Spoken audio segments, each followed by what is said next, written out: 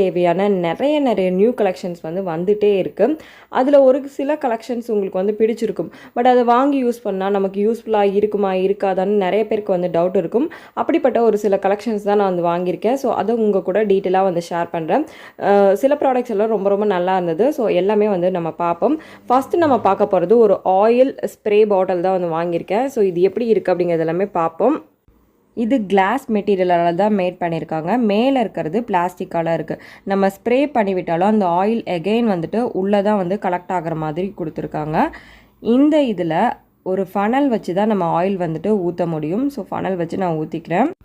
நம்ம ஆயில் ஸ்ப்ரேவை எதுக்கெல்லாம் அப்ளை பண்ணலாம் அப்படின்னு பார்த்தீங்கன்னா, சப்பாத்திக்கு, புரோட்டாக்கு, ப்ரெட்டுக்கெல்லாம் வந்துட்டு ஆயில் வந்து ஸ்ப்ரே பண்ணலாம்.